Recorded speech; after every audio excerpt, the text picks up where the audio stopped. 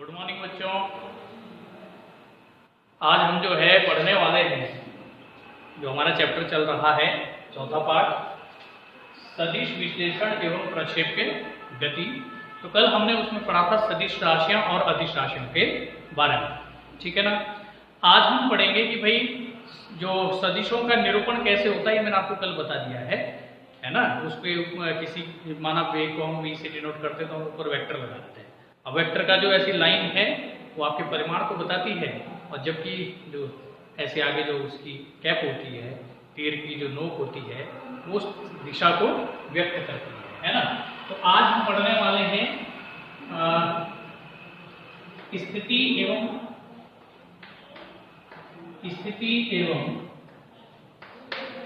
विस्थापन सदिश।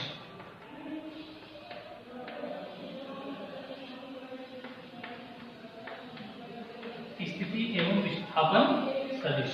कल मैंने एक ग्राफ बनाया था, अगर आप लोगों को याद होगा, उसी को मैं आगे बताने जा रहा हूं, ठीक है। ऐसे करके मैंने ग्राफ बनाया था कल। ये एक्स अक्ष हो गया, ये वाई अक्ष होगा, इधर वाई डैश होगा और इधर एक्स डैश होगा। तो हमको, मैं केवल धनात्मक अक्ष की बात कर रहा हूं, ठीक है।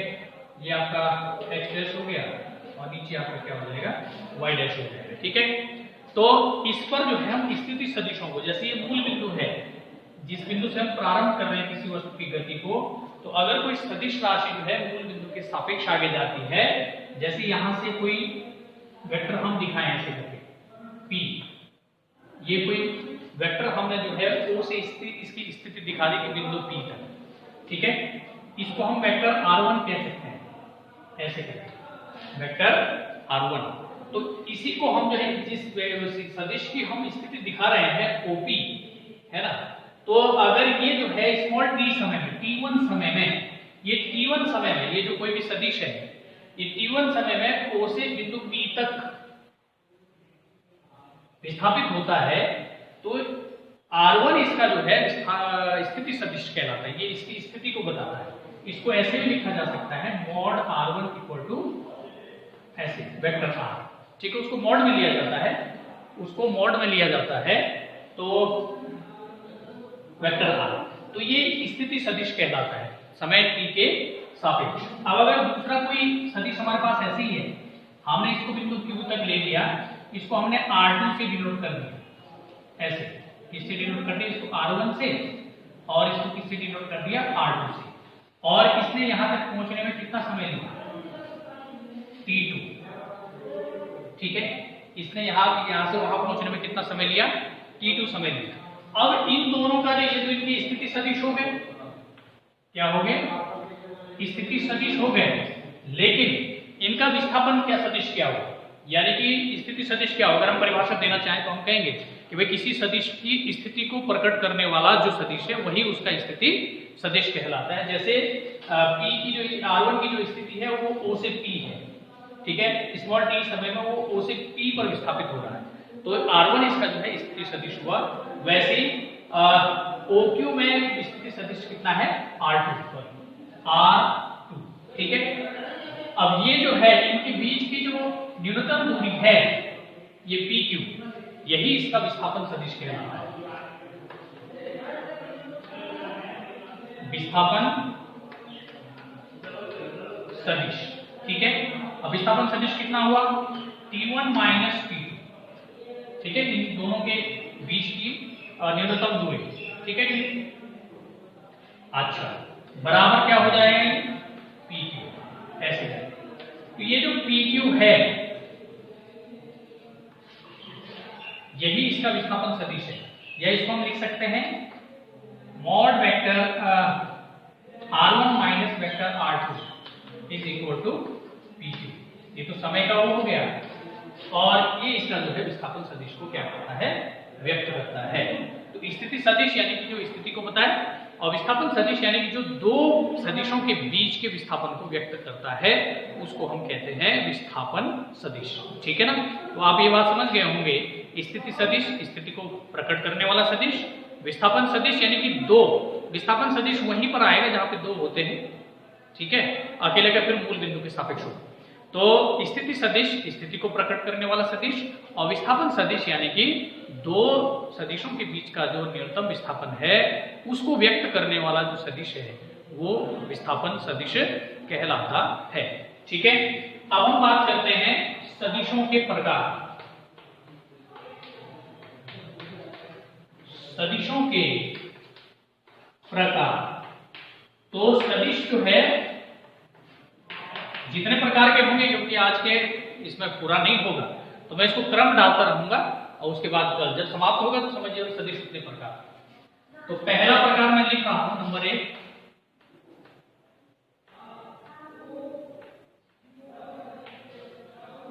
समान सदिश।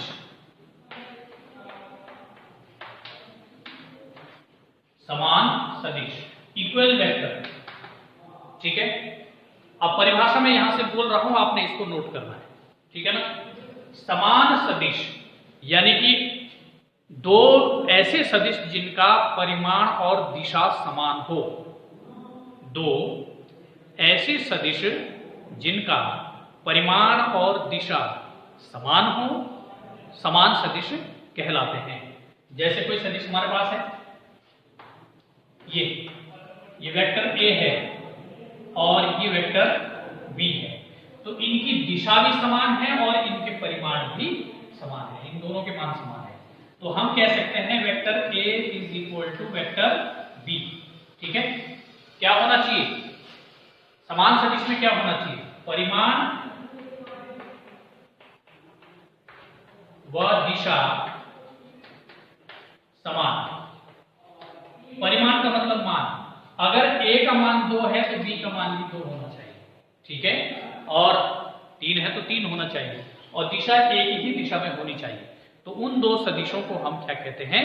समान सदिश कहते हैं। आपको सामने दिखाई दे रहा होगा, समान सदिश यानी कि वे सदिश जिनका परिमाण और दिशा दोनों समान हो, है ना, उसको समान सदिश कहते हैं। ए बी से मैंने इसको डिनोट कर दिया ऐसे करके।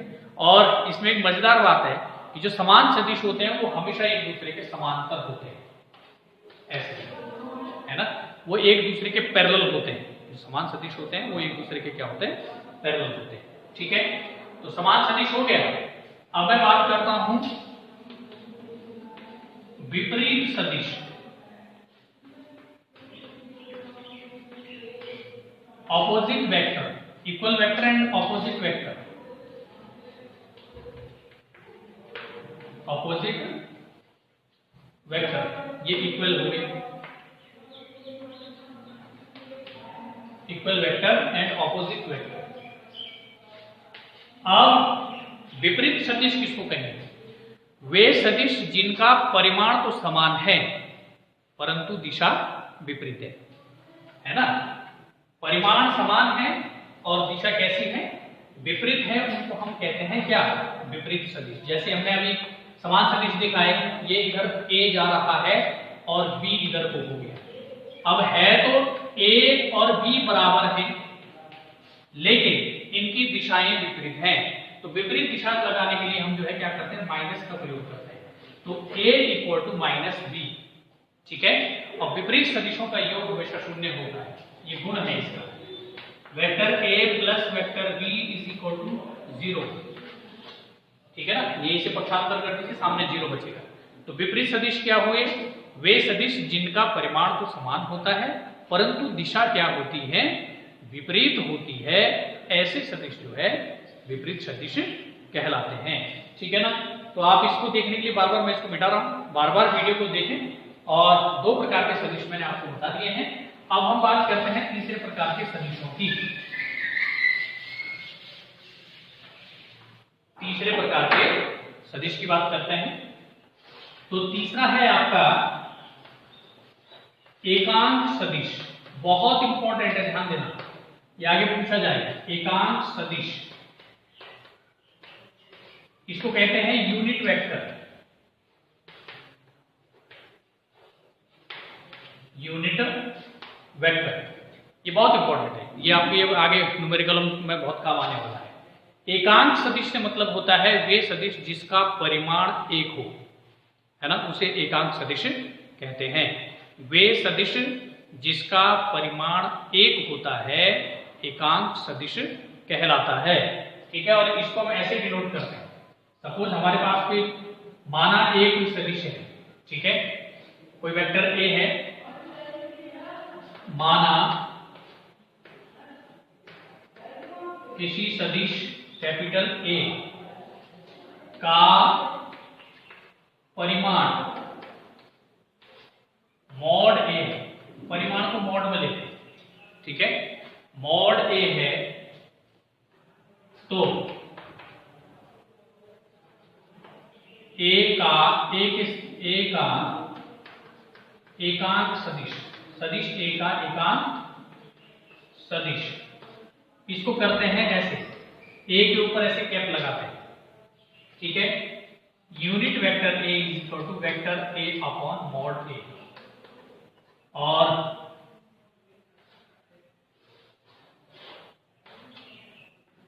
परिमाण कितना होता है, एक। तो एकांक सदिश जिसका परिमाण हम एक लेके चलते हैं उसको हम एकांक सदिश कहते हैं, और उसके लिए सूत्र है, ऐसे उसको हम ज्ञात करते हैं।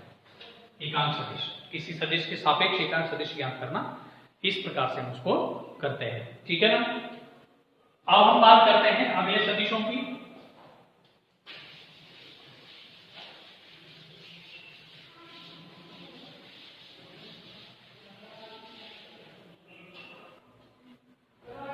अवयव सदिशों की बात करते हैं। चौथा है लंबकोणीय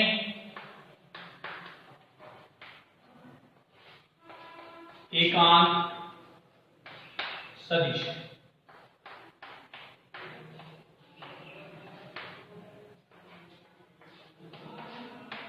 लंबकोणीय एकांक सदिश, तो आपने त्रिविमीय तल पढ़ा होगा ऐसे करके,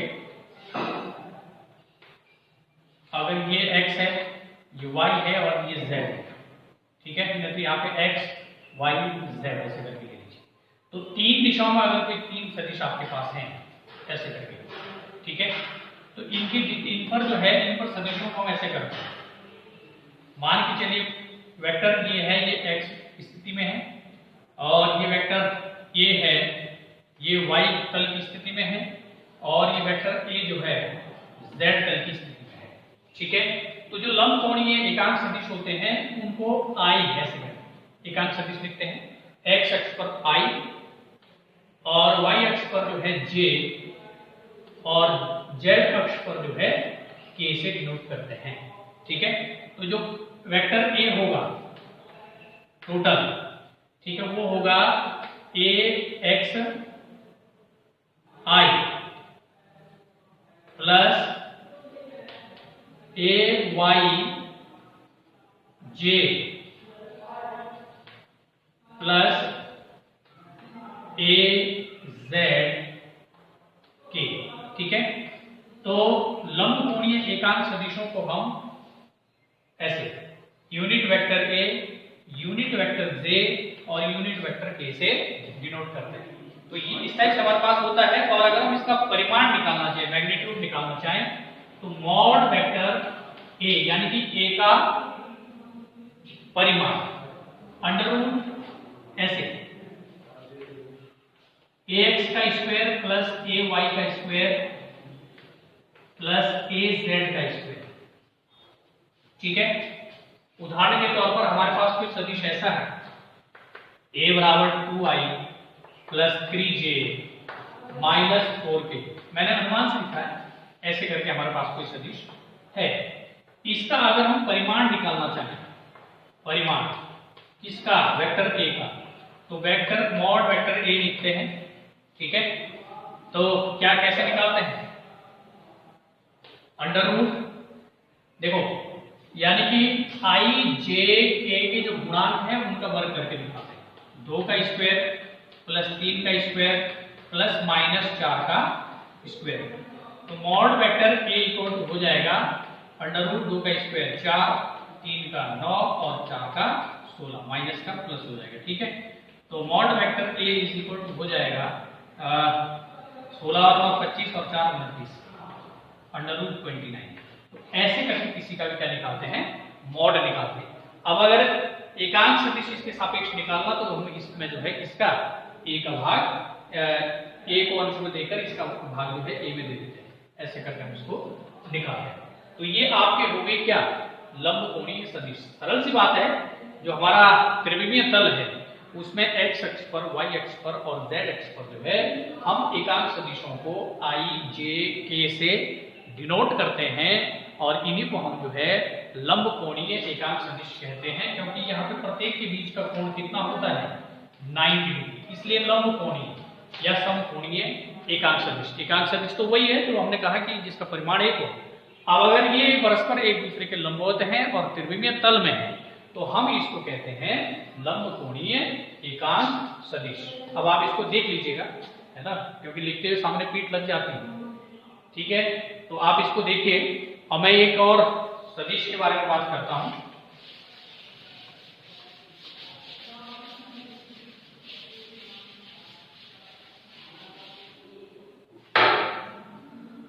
पांचों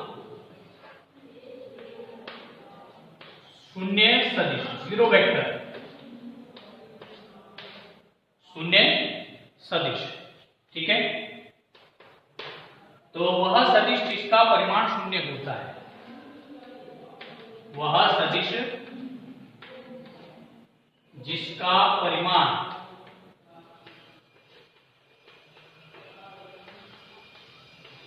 शून्य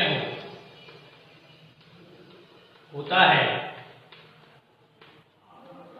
शून्य सदिश कहलाता है।